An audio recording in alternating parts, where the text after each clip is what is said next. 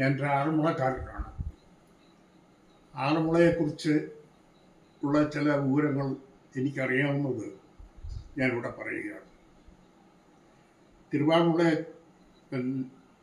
കുടികൊള്ളുന്നതാണ് ആറന്മുള ക്ഷേത്രം. പഞ്ചപാണ്ഡവരിൽ പ്രമുഖനായ അർജുനനാണ് തിരുവാളകപ്പനെ സേവിക്കുന്നതെന്നാണ് വിശ്വാസം. തിരുവാള ക്ഷേത്രത്തിലെ പ്രധാന വഴിപാടിലൊന്നാണ് വള്ളസദ്യ. അല്പം ചെലവ് കൂടിയ വഴിപാടാണ്. ഉദ്ദിഷ്ടകാര്യ സദ്യത്തിനു വേണ്ടി ഭക്തന്മാർ നടത്തുന്ന വഴിപാടാണ്. ഒരു പ്രത്യേകത ഇതിനുള്ളത്, ഇലയിൽ 51 കൂട്ടം വിളമ്പും. ബാക്കി കുറേ ഐറ്റംസ് വിളിച്ചു ചൊല്ലുമ്പോൾ കൊണ്ടുവന്ന് കൊടുക്കുന്നു. അപ്പോൾ ഈ വള്ളസദ്യ ഇവിടെ പ്രധാന ചടങ്ങെന്ന് പറഞ്ഞാൽ കിഴക്ക് റാന്നി തൊട്ട് പടിഞ്ഞാറ് ചെന്നിത്തല വരെയുള്ള പമ്പയാറിൻ്റെ ഇരുകരകളിലുമുള്ള 52 പള്ളിയോടങ്ങളാണ് ഇതിൽ പങ്കെടുക്കുന്നത്. ഒരു കരയക്കാർക്ക് ഒരു പള്ളിയോടം, അതായത് ഏതാണ്ട് 200 വീടുകാർക്ക് ശരാശരി ഒരു പള്ളിയോടം വെച്ച് കണക്കാക്കുന്നതാണ്. ആ പള്ളിയോടങ്ങൾ അവിടുന്ന് തുഴഞ്ഞ് ഇവിടെ വന്നിട്ട് ക്ഷേത്ര ദർശനം നടത്തി വന്നാലുടൻ കടവിൽ നിന്നും അവരെ സ്വീകരിച്ചാണ് അകത്തേക്ക് കൊണ്ടുവന്നത്. അത് വഴിപാട്ടുകാരും കരക്കാരും അവിടെ വയ്ക്കുന്ന ഭക്തജനങ്ങളുമാണ്. ഒരു ചുറ്റ് ക്ഷേത്ര നടന്നതിന് ശേഷം നടയിൽ വന്നു നിന്ന് വഞ്ചിപ്പാട്ട് പാടും അവർ. ആ വഞ്ചിപ്പാട്ട് പാടുമ്പോൾ പ്രധാനമായിട്ടുള്ള പലതും അതിനകത്ത് ഉപയോഗിക്കും. അപ്പം ഈ വഴിപാട് നടത്തുന്നതിനെക്കുറിച്ച് പൊതുജനങ്ങൾക്ക് പുറത്ത് വലിയ അറിവില്ല. പലരും പല വിധത്തിലാണ് ഇത് ചെയ്തിരിക്കുന്നത്. ഒരു പേയ്മെൻറ്റ് സദ്യയായിട്ടല്ല ഇത്, ഒരിക്കലും അങ്ങനെ അല്ല. പേയ്മെൻറ്റ് സദ്യയായിട്ട് നടത്താറില്ല. അപ്പം ഈ വള്ളസദ്യയെ പാടുന്ന പാട്ടുകളെക്കുറിച്ച് പലർക്കും പല അറിവാണ്. ഉദാഹരണമായിട്ട് ഈ പ്രധാന പാട്ട് ഒരെണ്ണം ഉള്ളത് രാമപുരത്ത് വാര്യർ എഴുതിയ ഈ പാട്ടിൽ ഒരെണ്ണമാണ്. മാർത്താണ്ഡവർമ്മ മഹാരാജാവ് വൈക്കത്ത് വന്നിട്ട് തിരിച്ചു പോകാൻ നേരത്ത് രാമപുരത്ത് വാര്യർ ചെന്ന് അദ്ദേഹത്തിനെ കണ്ടിട്ട് അദ്ദേഹത്തിനോട് അപേക്ഷിച്ചു, എന്നെ സഹായിക്കണം, ഞാൻ സാമ്പത്തികമായി വളരെ പിന്നോട്ട് നിൽക്കുന്നതാണ്.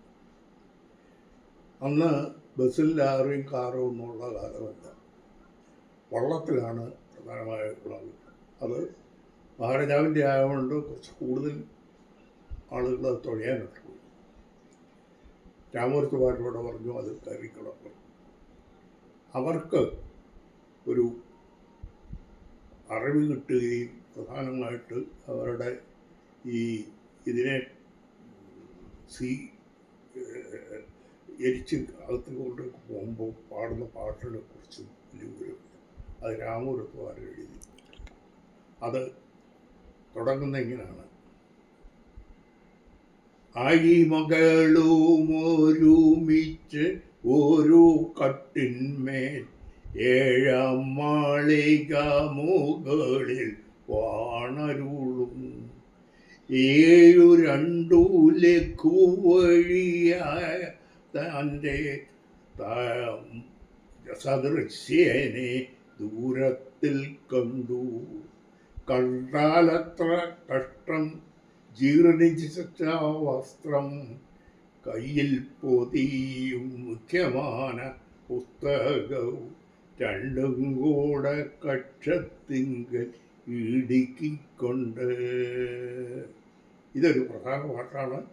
അത് രാമപുരക്കാരൻ എഴുതിയതാണ്. അതായത് ഭഗവാനെ കാണാനായിട്ട്, തൻ്റെ സദൃശനായ ഭഗവാനെ കാണാനായിട്ട് പോകുമ്പോൾ ഉണ്ടായ അനുഭവങ്ങളെക്കുറിച്ചാണ് അത് പറഞ്ഞിട്ടുള്ളത്.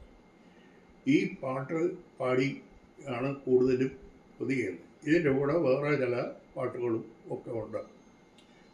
പഞ്ചപാണ്ഡവന്മാരും കൗരവന്മാരുമായ യുദ്ധത്തിനെയൊക്കെ കുറിച്ചിട്ടുണ്ട്. പക്ഷെ അത് അത്ര പ്രാധാന്യമുള്ളതല്ല. ഇതിനാണ് കൂടുതൽ അവിടെ വില കൽപ്പിച്ചിരിക്കുന്നതും ആളുകൾക്ക് കൂടുതൽ ഇഷ്ടപ്പെടുന്നതും. അപ്പം അതിനോടൊപ്പം തന്നെ വേറൊന്ന് പറയാനുള്ളത്, ഇവിടെ തിരുവോണ ഇതിൽ ഞാൻ മുൻപ് പറഞ്ഞതിൽ ഈ രാമപുരത്തുകാരൻ എഴുതിയ പാട്ട് തുടങ്ങുന്ന അത് ആരംഭിക്കുന്നത് ഇങ്ങനെയാണ്: അഴിമകളോരുമിച്ച്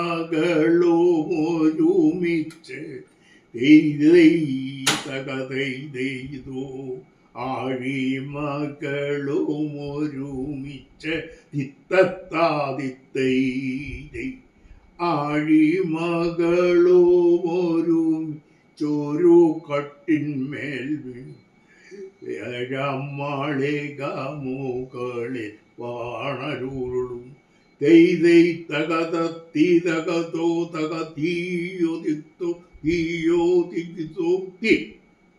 ഇനി വേറൊരെണ്ണം കൂടെ ഒരു വെച്ചുപാട്ടെന്ന് പറഞ്ഞ് വേറൊരെണ്ണം കൂടെ പാടുന്നുണ്ട്. അതിങ്ങനെ: ശ്രീപത്മനാഭ തീത്തത്താതൈരീത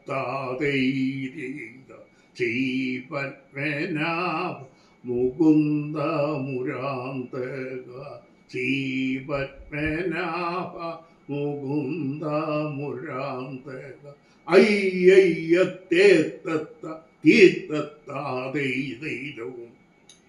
ഈ പാട്ട് പാടുമ്പം തുഴയെറിയുന്നതിനും വ്യത്യാസമുണ്ട്. മറ്റേത് ഇത് 5 തുഴ ഒരുപോലെ തുഴഞ്ഞു കഴിഞ്ഞ് അതിനൊരു ഗ്യാപ്പ് വരുന്നുള്ളൂ. അപ്പം ഇത് അധികം ആളുകൾ പാടാത്തതാണ്. പാടാത്തതിൻ്റെ ബുദ്ധിമുട്ടെന്ന് പറഞ്ഞു കഴിഞ്ഞാൽ ഞാൻ ഈ പറഞ്ഞതാണ്, ഈ 5 തുഴ എറിഞ്ഞു കഴിഞ്ഞ ശേഷം മാത്രമേ നിർത്താറുള്ളൂ. അപ്പം ഈ ഭഗവാന് ഏറ്റവും ഇഷ്ടപ്പെട്ട വഞ്ചിപ്പാട്ടും അത് അദ്ദേഹത്തെ സ്തുതിച്ചുള്ളതും ബാക്കിയുള്ളതും എല്ലാം ആയതുകൊണ്ട് കൂടുതൽ ആളുകൾക്ക് താല്പര്യമുള്ളതാണ്. പിന്നെ ഈ ക്ഷേത്രത്തിൽ വഴിപാട്ടുകാർ വള്ളത്തിൽ വരുന്ന ആളുകളെ സ്വീകരിച്ചു വന്ന് ഒരു റൗണ്ട് കറങ്ങിയിട്ട് വന്ന് തിരുനടയിൽ വന്ന് നിന്ന് പാട്ട് പാടും. കുറച്ച് നേരം അവർ പാട്ട് പാടും.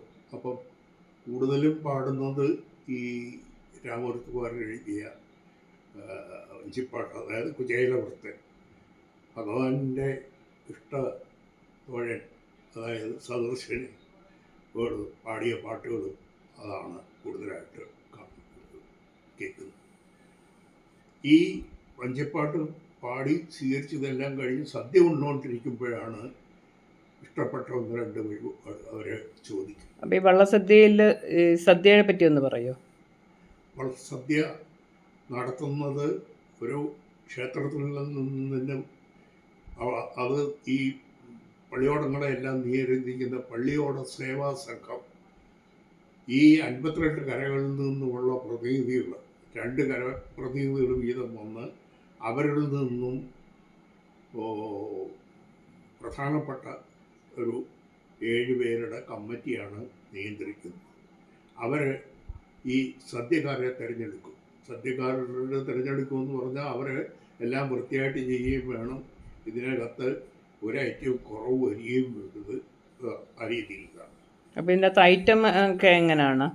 ഐറ്റംസ് എല്ലാം തൊട്ടുകൊടുത്തിരിക്കുന്നത് എള്ളുണ്ട, വട, അപ്പം, മുന്തിരിങ്ങ, കൽക്കണ്ടം, ഇങ്ങനെയുള്ള ഐറ്റംസ് എല്ലാം, വാഴപ്പഴം, ഇത് ചെയ്യുന്നത് മറ്റുള്ള ഐറ്റത്തോട് കൂടിയിട്ട്. ബാക്കി നമ്മൾ സാധാരണ സദ്യയുടെ കൂടെ അത് പുറമെ വേറെ എന്തൊക്കെ വരും? അത് പ്രധാനമായിട്ട് വരുന്ന പരിപ്പ്, പപ്പടം, ഇങ്ങനെ തുടങ്ങിയിട്ട് സാമ്പാർ, ഇരിക്കുന്നത് പുളിശ്ശേരി, പായസം 4 കൂട്ടം പ്രഥമനാണ്.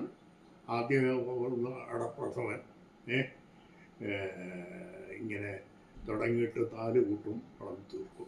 4 കൂട്ടം ഏതൊക്കെയാ? പ്രഥമൻ, അടപ്രഥമൻ, പിന്നെ പാൽപ്രഥമൻ, പിന്നെ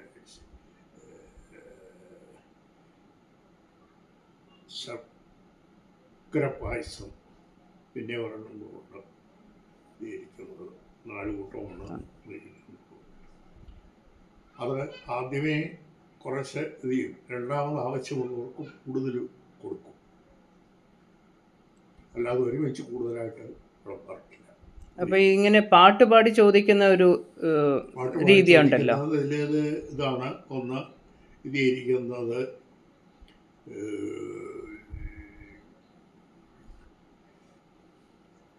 പ്രധാനമായിട്ട് കൊണ്ടുവരുന്നത്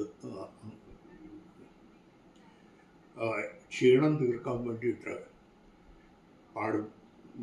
അതാണ് വഴിപാട്ടുകാർ ഇത് ചെയ്യണം. ഇത് ഈ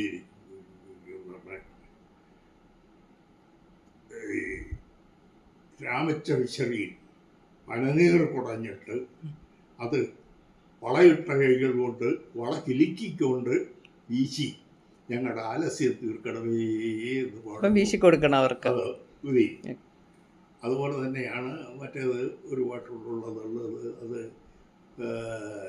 ചേനപ്പാടി രാമച്ചാരുടെ പാളത്തൈര് വിളിക്കുമ്പോൾ അത് പാളയ്ക്കകത്ത് തന്നെ തൈര് കൊണ്ടുവന്ന് കൊടുക്കണം. അതായത് അതിൻ്റെ ഐതിഹ്യം രാമച്ചാരാണെന്ന് വലിയ വഴിപാട്ടുകാരുണ്ടായിരുന്നത്. അവിടുന്ന് കിഴക്ക് റാന്നിയിൽ പിന്നെയും വളരെ കൂടുതൽ കിഴക്കാണ്. അവിടുന്ന് അദ്ദേഹം വഞ്ചിയിൽ കയറി ഈ പാളത്തൈരുകളുമായിട്ട് വന്ന് ഇത് ചെയ്തിട്ടുണ്ട്. അതിപ്പം കൂടുതലായിട്ട് സ്വീകരിക്കുന്നത് ഭഗവാന്റെ പിറന്നാൾ ചെയ്യുന്ന അഷ്ടമിരോ ചൊല്ലി ഇതാണ്. അല്ല അത്യാവശ്യമുള്ളതല്ല. പറഞ്ഞോളൂ. അഷ്ടമിരോഹിണി വള്ളസദ്യ എപ്പോഴും ചേനപ്പാടിയിൽ നിന്ന് അവിടുത്തെ നാട്ടുകാരുടെ സംഘം ഈ പതിവ് തെറ്റിക്കാതെ, ആചാരങ്ങൾ തെറ്റിക്കാതെ വളത്തൈര് കൊണ്ടുവരുന്നുണ്ട്. കൊണ്ടുവന്നു കഴിഞ്ഞ് തിരുവാളപ്പൻ്റെ നടയിൽ നിന്ന് സ്വീകരിച്ച് അഷ്ടമിരോഹിണിയുടെ സദ്യയിൽ വിളമ്പുന്നുണ്ട്.